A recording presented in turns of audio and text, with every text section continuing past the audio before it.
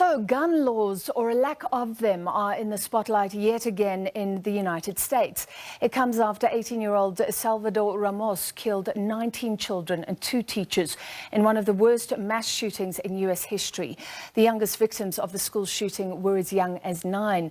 We're asking you what you think in our question of the day, and to discuss, we're now joined by Cheryl Dorsey, who is a retired LAPD sergeant. She's a gun reform activist and the author of Black and Blue, the creation of a social advocate. Sergeant Dorsey, thank you for being with us. The whole world is shocked again. You can really bring a unique perspective as a former law enforcement officer. My first question is, do you think this mass shooting could have been avoided, and how? Absolutely, it could have been avoided. I mean, if we had stricter gun regulations, I believe that certainly would have been helpful. Had the family of this gunman notified authorities, when you see something, when you know something, you should certainly say something. And we now know that as far back as September of 2021, this gunman had asked his sister to purchase a weapon for him, and waited then, when she refused, until his 18th birthday to go and buy his first assault rifle. And then a couple of days later, it's reported he went and bought yet another, and massive amounts of ammunition. And so understanding a little bit about who this gunman is, the fact that he's a high school dropout, makes me think that he's probably incorrigible, living with his grandparents, one of whom he shot in the face, his grandmother, probably has no respect for authority. And I think there were red flags that were ignored. Talking about the gun laws, I mean, we don't understand it here. So I understand in Texas specifically, you don't even need a license now to own a handgun. He had a semi-automatic rifle. You said he was just waiting to turn 18. What do the gun laws mean for an 18-year-old with vicious intent? Well, all you have to do is be 18 in Texas, and the governor over there, Greg Abbott, who is facing election. We're in the midst of a midterm election, and I'm hopeful that the Texans will do the right thing, because this governor doesn't have the appetite to do that. And we've heard him speak since this shooting and try to minimize and mitigate what had happened, try to infer that somehow this had something to do with mental illness. And we know that it had nothing to do with mental illness. He has promised to put some things into place pending this shooting that might be helpful. Mental health counselors, monies for the family so that they can get medical help, none of which would stop another incident like this. And so part of what has to happen here in the U.S. is that we have to get rid of these elected officials who don't have the intestinal fortitude to really pass substantive gun legislation. Would Ramos have gone through any sort of psychological evaluation or anything like that before being given this gun?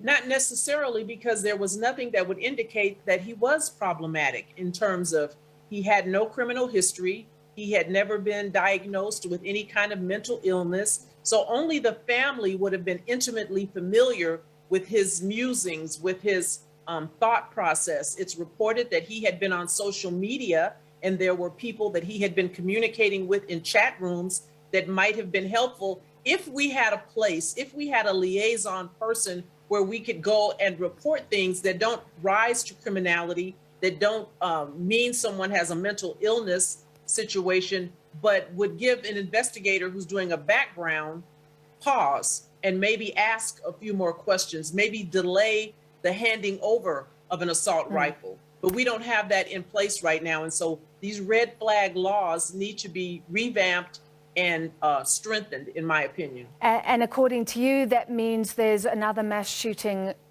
just around the corner, basically. Well, listen, I mean, since 2012 with the Sandy Hook shooting, where there were over 20 toddlers killed in a daycare, if that didn't outrage and move elected officials and so-called civil rights leaders here in the U.S. to act, why would we be surprised that we're almost a decade later still facing the same issue? All right, so you're saying it's no coincidence that the U.S., that has some of the most lax gun laws, is the same place where we see an incredible amount of mass shootings. 1 in every 3 American adults owns a gun. I mean, people around the world are looking at statistics.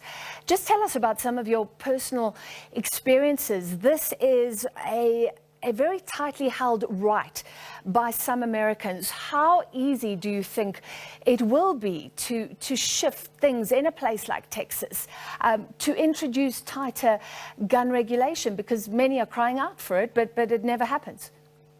Well, part of the problem is that we have a governor in Greg Abbott in Texas who has no appetite to change laws. And even in the midst of this tragedy, Greg Abbott and Senator Ted Cruz, also in Texas, appeared virtually, but they made sure that they appeared nonetheless at the NRA, National Rifle Association's meeting that was held just over the weekend. I mean, so these guys want to have their cake and they want to eat it too. The NRA is very powerful. They pay tremendous amounts of monies into the coffers and campaigns of these elected officials. And rather than cancel this event over the weekend, rather than not appear, Governor Greg Abbott showed up and talked down the atrocity that happened at Uvalde.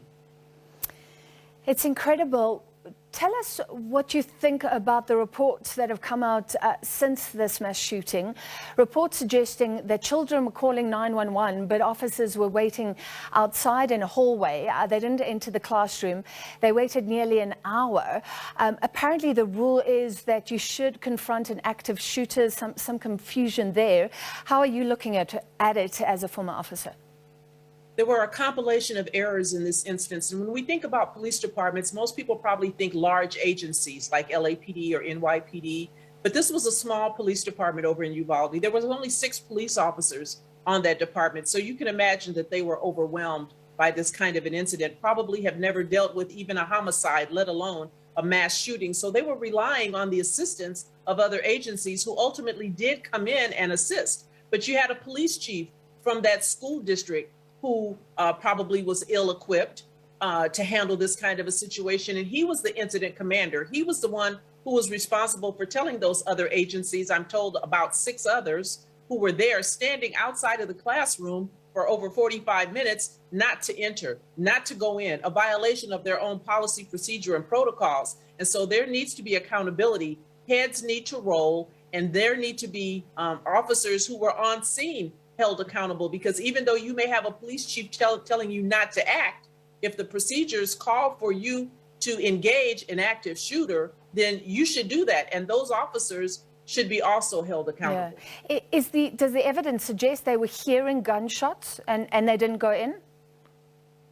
I don't know that to be true, but I would imagine, understanding that guns make a lot of noise, and if they were outside the door, that leads me to believe that they had to know. What we do know, what's being reported, is that children inside of the classroom who happen to have cell phones were calling the police, calling the 911 dispatcher and asking them to send officers, telling them what was going on real time. Certainly the dispatcher would have been able to hear the chaos in the background. And so it's problematic all the way around. And now we know that the Department of Justice is going to do an investigation, but all they do is make a recommendation. We know what happened. We don't really need DOJ. We had 19 cowards standing on the outside of that door, allowing children to be slaughtered in their presence. Yeah, sure.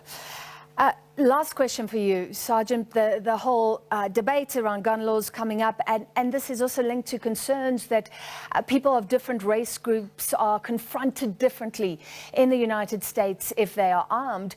I'm interested to know what it was like for you to be a police officer who's also a member of a minority group that is often allegedly targeted by cops in the States. We know that police officers deal with Black folks very differently. We've seen it time and time again. And so for me, it was never problematic. I was never ambivalent about how to conduct myself as a police officer, because first, I'm a Black woman.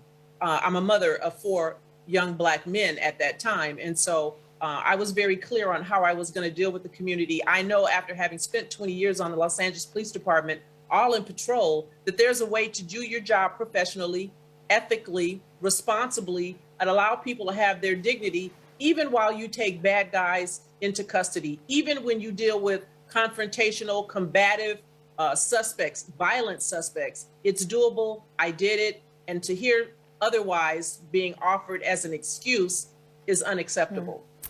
All right, thank you very much. Very interesting to talk to you tonight. That was Sergeant Cheryl Dorsey, gun reform activist, retired